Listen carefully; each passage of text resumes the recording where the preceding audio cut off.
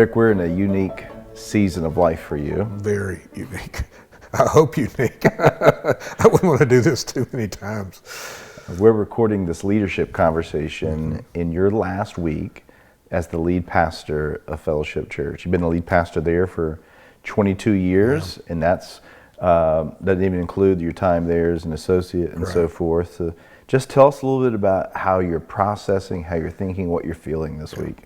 I thought a lot about that, Brad. I thought, this would be a lot easier to do in retrospect, to step back and tell you what I was thinking and feeling rather than what I am thinking and feeling. So on the other hand, I think it's much better because it's very vulnerable for me. Yeah. I'm sure I'll have moments that you'll feel that. I'm very tender in my heart right now. For my gratitude, I made a list recently in my journal, the things I'm just thankful for. So my deep gratitude. And then this is a thing that, it's kind of a surprising concept, but it shouldn't be. Grace is the most vulnerable thing you can experience. Because grace exposes that you are fully dependent. Yeah. And I feel like I'm immersed in a sea of grace and God's goodness and kindness for the 22 years at Fellowship, for the way that has shaped and formed me in my marriage. So I feel really vulnerable right now, but it's in the best possible way. And part of me wants to squirm out of it and just give you a very intellectual thought process. And the other part of me is like, no, I think this is exactly where I should be in this conversation. So thanks for having it now. I think it's going to be the most authentic version of you, right? Yeah, which is not always my... You've never been known as the super polished, right? No, right? I'm not. But it's also what draws people to you. It's how the Yeah. Lord has shaped you and wired you. So I appreciate that. I think that I think it's His design in me to not allow me to not gift me or wire me or motivate me to be polished and those things. But honest to goodness, Brad, there are some days I would choose. Sure. Actually, the raw thing is not exactly my favorite thing, except that I do think that's how the Spirit of God breaks through. So, yeah. Well, when you think about legacy, passing on to the next generation of leaders, what you've learned, I know to you that feels like a stewardship. Very much so, yeah.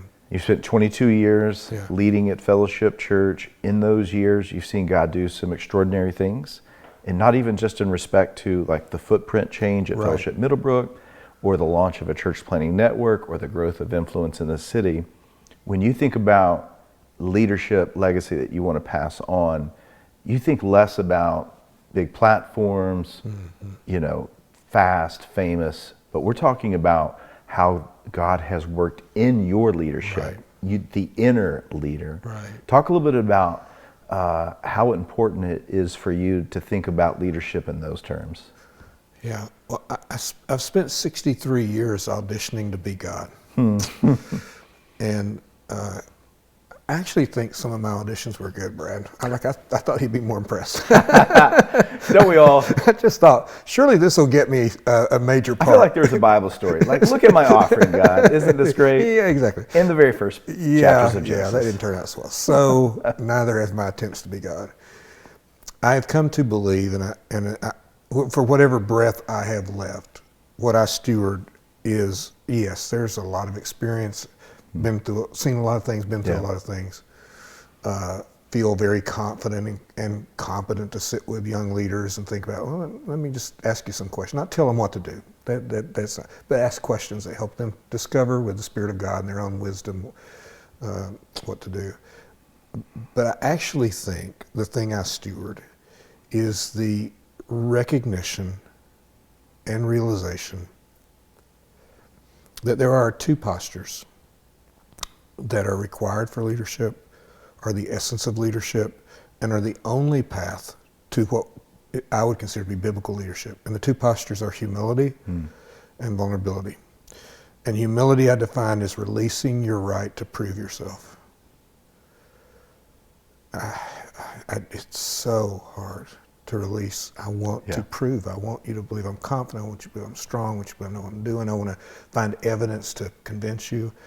And vulnerability is releasing the right to protect myself by you not knowing who I really am and how much I need Jesus. And so because I think leadership is not something that exists out there, it's something that is, as we are changed, we can lead change. And leadership's about leading change, but it's first we have to be changed.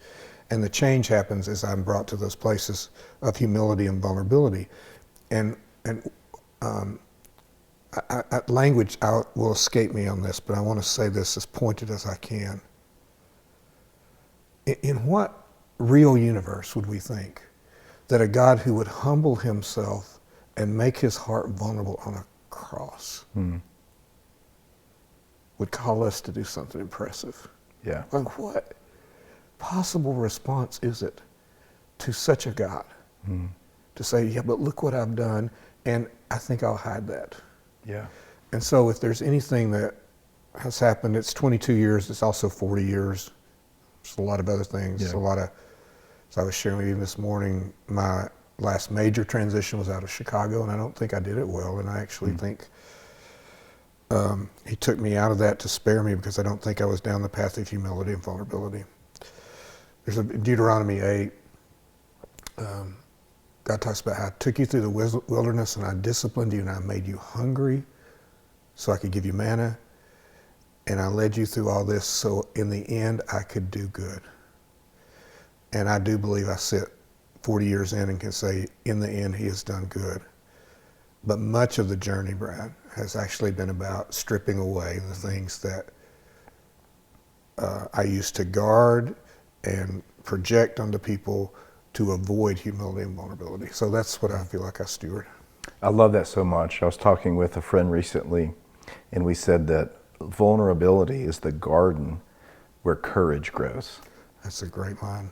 That's so well said. The courage most of us need is not some sort of beat the external giant, but to deal with the internal giants, to say, I need help, I don't know, and to have the courage to face those moments, which is a function of humility. It is.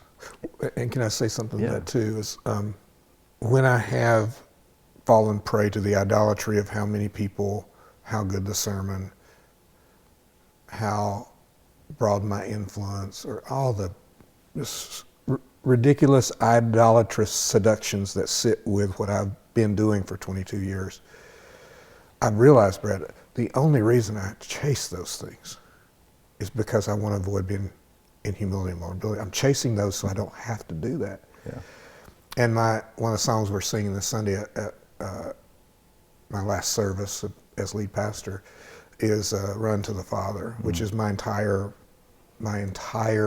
theology of my spiritual life is just keep running toward the one who runs towards me.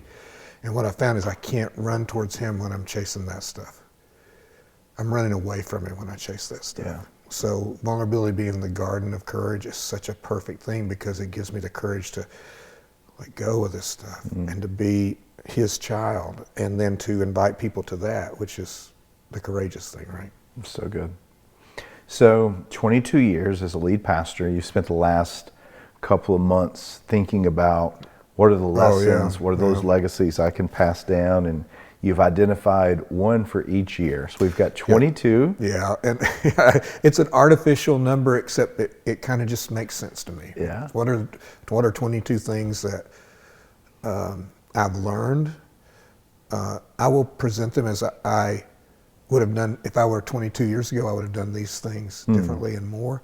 I don't do that with shame. I don't do that with I'm not feeling like, oh, I failed and life's about learning and growing. And if I can be an encouragement to people who are earlier in the process that these are actually the things you want to move towards and learn, I think I hope that'll be a benefit. But I don't say like I've mastered it, and nor do I feel like shame or condemnation that I had to learn it. I actually just think it's just grace that God would allow me to know these things through that experience.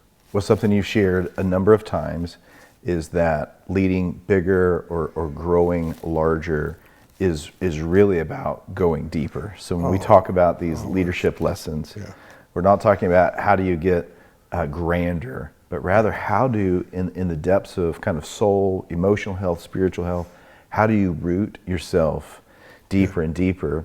Yeah, so I want to build a human success story. I promise you, Brad, I am highly committed in my flesh to a human success story. I wake up every day thinking about how to do that. But I have discovered that God is not. And he has not committed himself to this. He has not offered himself to this. What he has committed himself to, what he's offered himself for, is a divine redemption story. Yeah.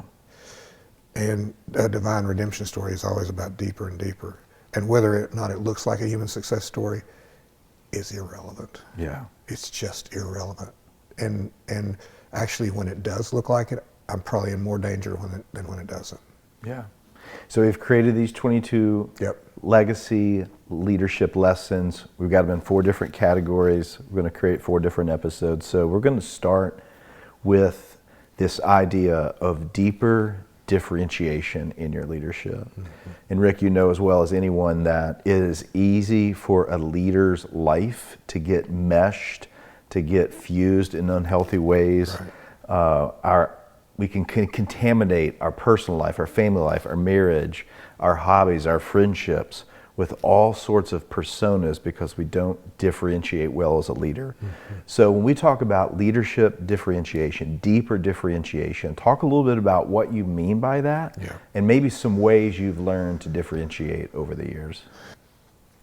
You know, so every strength has its shadow side, right? And the strength of those of us who lead in our pastoral ministry and this kinds of leadership thing, one of the strengths of that is we care deeply about people.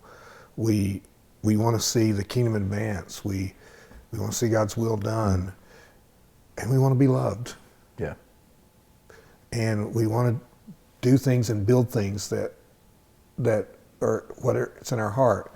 And we want to be in positions of influence. So having a position of influence, wanting to build things that are congruent with who we are, wanting to be in relationships that are those are really good things. But the shadow side, Brad, is all of us are prone to these reactive ways of like pursuing those relationships really so we can feel good about our own identity. Or pursuing that influence because so when we walk in the room, people are, there's, right? What I hear you saying is it's perfectly normal and good to want, respect, love, all those things, but when you need them, that's where the idolatry creeps in. When they become a part of the DNA of your identity. Yeah. When they become essential component, when you're gauging how am I doing, better way, when you're gauging who am I off of those things, and we all do it. So it's not like, there's like these totally differentiated people, and we're all on some kind of a journey. But ministry, because of the nature of the relationships, the things that we're involved in with people, the public exposure of how people respond to us, the way people respond to us as lead pastor or lead pastor or minister or director, whatever it may be. I think we have to just start with understanding that we all get enmeshed in some ways. We all start to gauge not how I remember one time Teresa, I was a college professor at the time, and Teresa and I were not in a great place in our marriage. And this is like embarrassing, I would say this. I actually said to her, Teresa, my students really love me. And they see the value of what I bring. Which, anybody watching is like, he is an absolute idiot. And yes, I am. I'm 100%. I'm an idiot. I've said these things. And I said, and you're not impressed with me at all. And she said, I don't care about what you do. I care about you. That was such a gift, Brad. It took me a long time to absorb that. But I've had to learn, I tend to ask, who am I and how am I doing by the relationships, the response people are giving back to me, how well things are working and the influence I'm gaining. And that is real in me. And if I could go back 22 years, I would have started digging into that a lot deeper. I would have started naming that and bringing it into light and having God work on it because it's destructive. It's constraining of the heart. It puts people in you needing them for your identity, and that's not what leadership is about.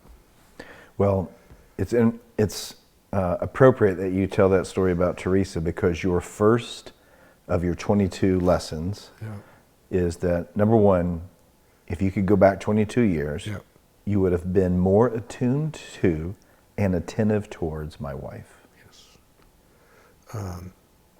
There are moments when I threw her under the bus so the church would love me. Not like, you wouldn't even know them.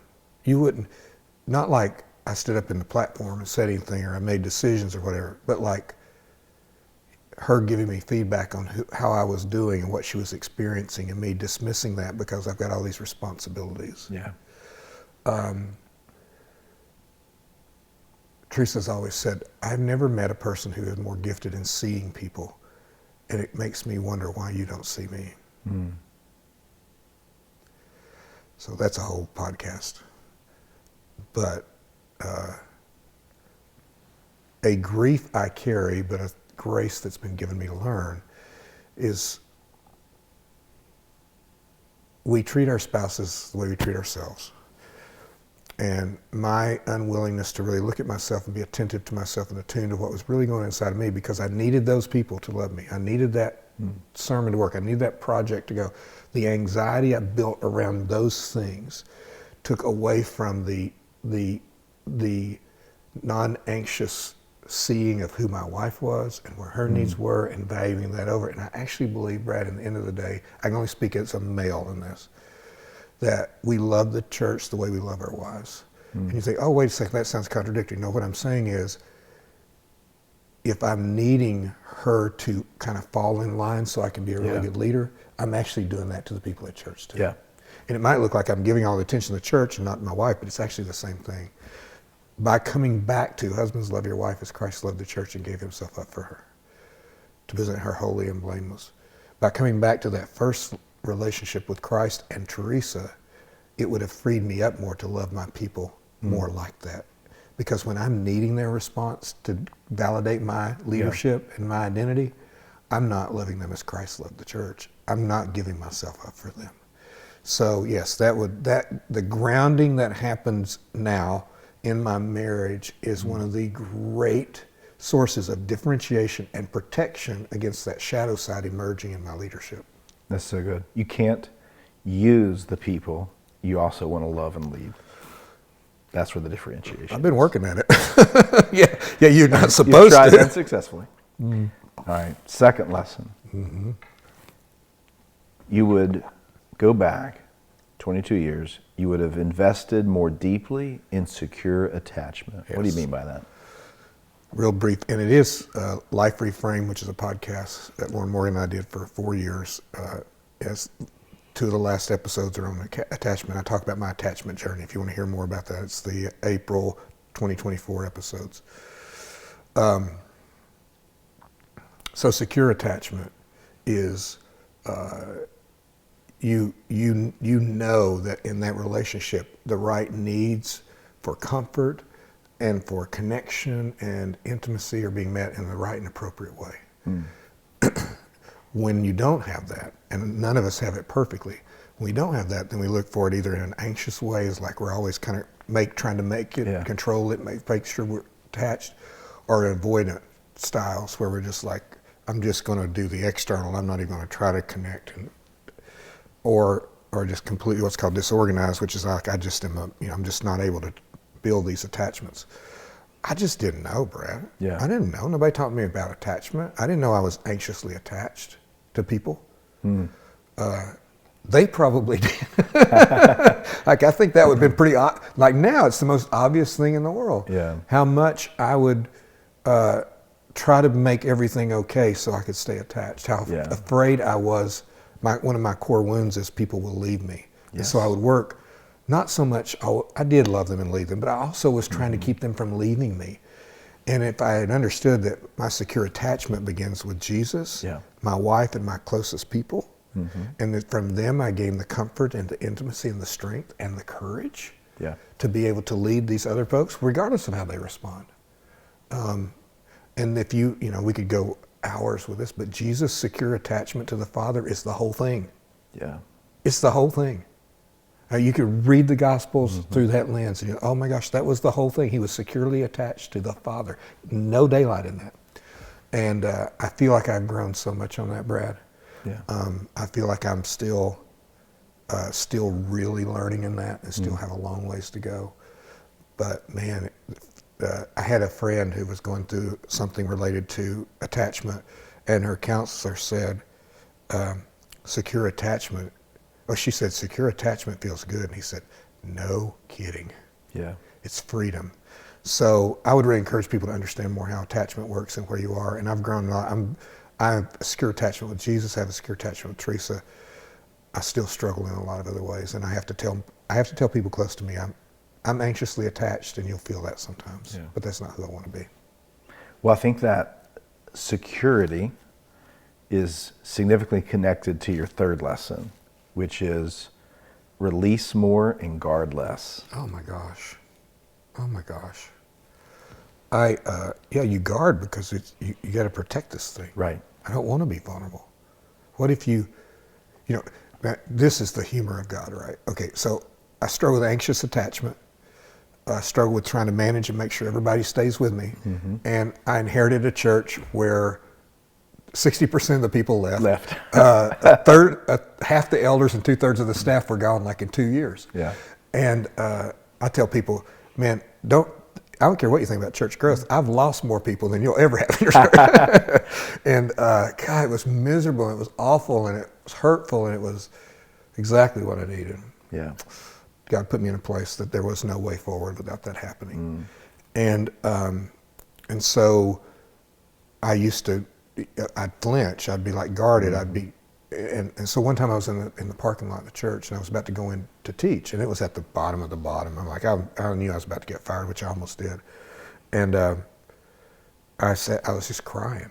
I was going to preach to these people, and I was crying because I just didn't want to put myself out there one more time and get hurt or get the email or the letter or the smirk or the rolly eyes that I was getting from so many people. I said, Lord, what do you want me to do? He said, go love them. Wow. Just love them. I'm like, that won't be enough. Go love them. And so that's what I would do. I would guard, and I would just like, hey, I love you. This is who I am.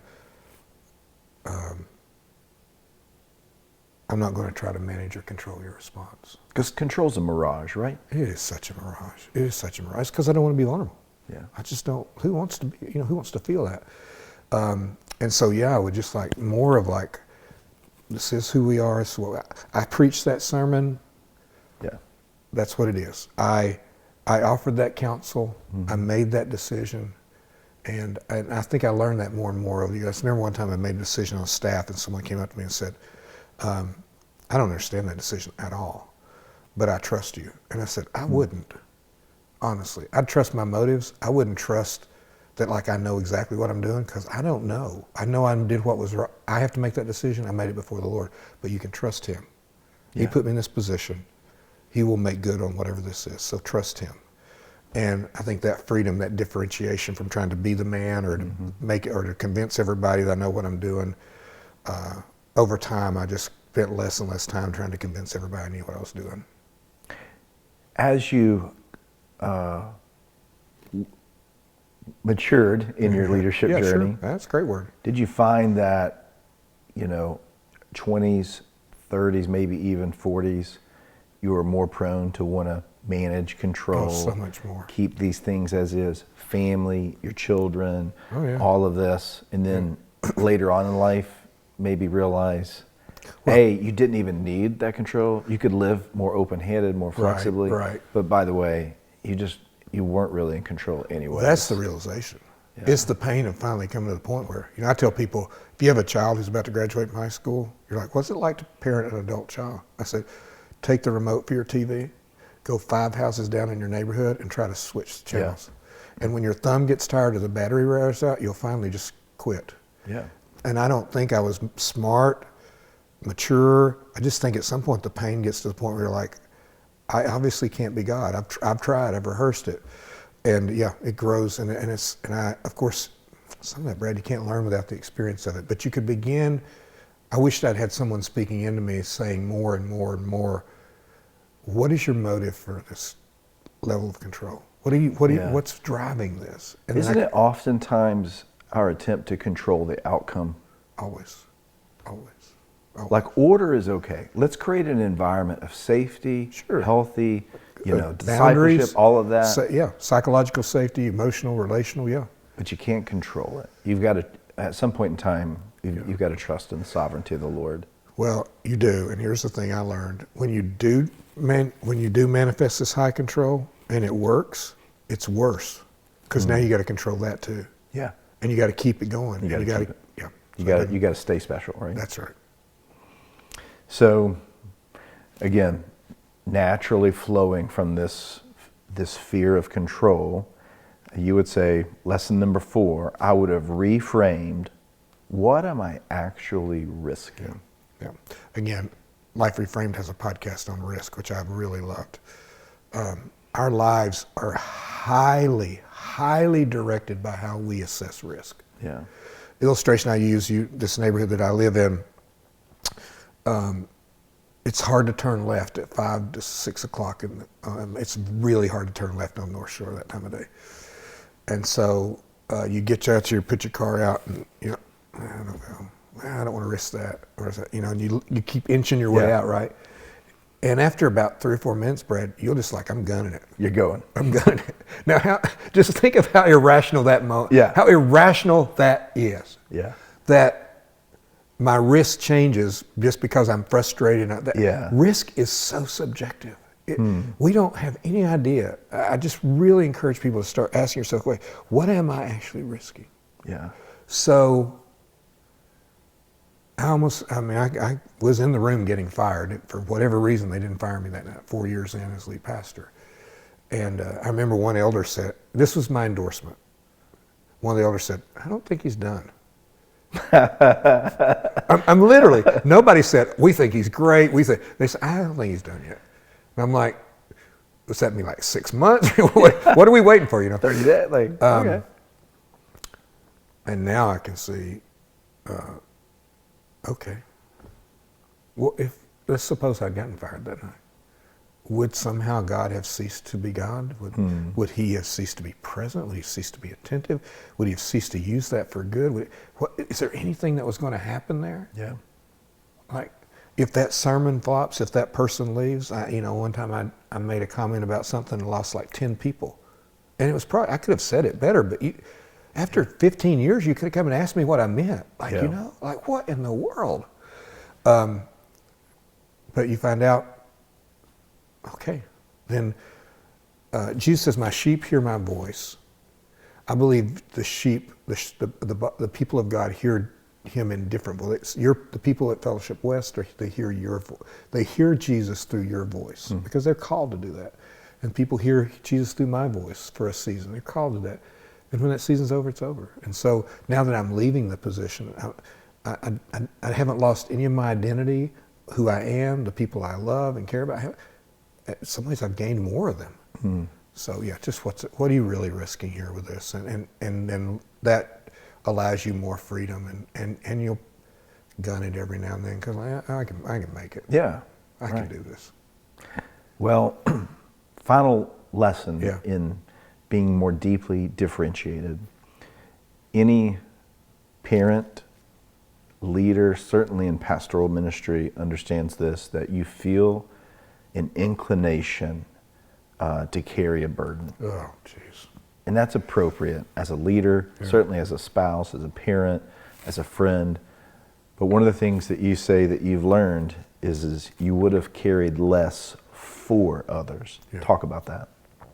I almost wished I hadn't written that one on there. It feels very vulnerable. By nature of childhood and life experiences, I actually don't know. I know better. Let me get this. To the Lord's grace and work, I'm in a much better place of differentiation now.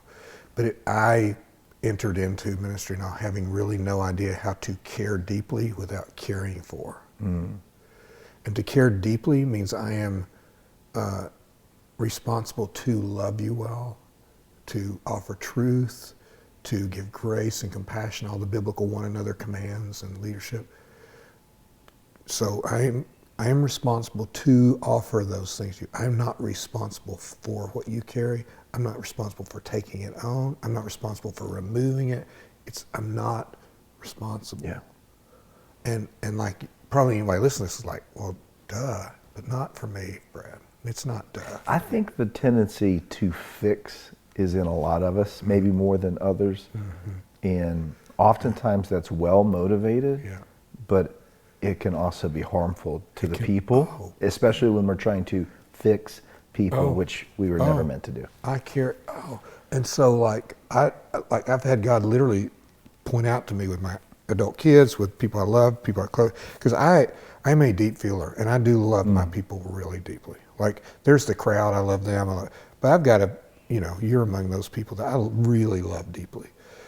And when I carry that affection in my heart, like Paul talks about to the Philippians, I carry you in my heart. I literally carry people in my heart, which can be wonderful and helpful until I start to take up space that belongs to them and God. Yeah. It's not my space to enter into. And I'll try to, and it never works well. It never works well. It keeps them immature, it keeps me unhealthy.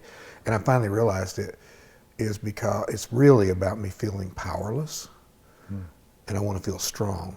And because I have gifts of influence, I have a voice that matters. I, particularly now as a spiritual father to many, I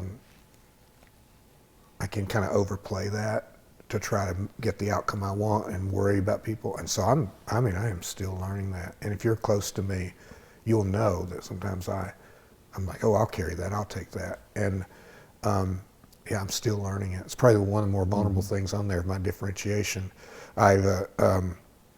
So I recently had wrist surgery. It's when all this is going on. And it was to take an arthritic bone out that I evidently don't need structurally. And I wish that there were more things in life you can just cut out. Yeah, you don't need it, just cut it out. It's painful, cut it out. But I wondered why, like, I don't know, and why now? And I realized that in January I wrote in my journal, Lord, I want to learn in my next season leaving fellowship, I want to be even more putting my hope in you only. And Teresa said, why didn't you pray that? Like, why didn't you pray like, I hope this is a fun time we're in? Because really, honestly, Brad, the last few months, he's been rooting that out in me and working really intentionally in that in multiple relationships, not one area, multiple ways. He's been exposing me for carrying. Yeah. And here's the thing I'll say finally is that when I don't carry for them, I care more because I'm differentiated. Yeah. And when I'm carrying for people, I'm actually loving them for something that I feel and I want to be. Yeah. When I'm not caring for them, I can just love them, and sometimes I love them well, sometimes I don't love them well. Sometimes, Brad, they go away, and that's okay too. Sometimes people have to differentiate from me, like my children and some other people, in order to grow up, and that needs to be okay too. So one of the things I'm hearing you say right there is there's just maybe a caution to those watching and listening to this who begin to think, hey, I want to carry less for people. One of the first things you might experience when you begin to carry less for them is they might experience that on the front end as you not loving them as much. In reality, you're loving them more, but how they're experiencing it is you're loving them less. And you've got to kind of resist the urge to move back into that space. Differentiate. This is not your job. You are not God. I am not God. This is not my job. I am not in control. There is nothing in the scripture that says that you got to keep all these people close to you. Paul got his heart broken over and over and over again. You read the end of his letters. This person deserted me. This person abandoned me. This person's in it for themselves. This person stayed with me. Jesus knows more about betrayal and rejection and abandonment than anybody would know, except he was always securely attached to the Father. So he stayed differentiated. But he cared. He offered his life. And offering ourselves for other people in a biblical manner will mean we get hurt. And will mean things won't go the way we want them to. But it will also mean, here's the thing, Brent, the kingdom fruit's going to come out of that kind of caring.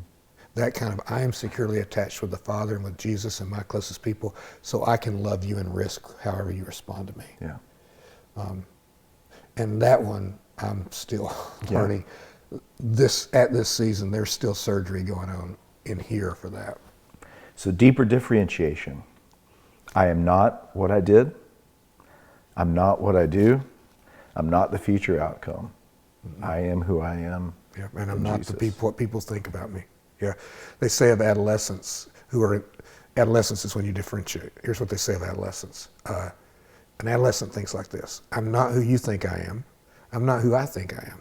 I am who I think you think I am. Yeah. That's an undifferentiated self. And I would say, especially early in the years of my ministry, I was that undifferentiated self. Yeah. So helpful. Thank you, Rick. Thank you. Thanks for asking.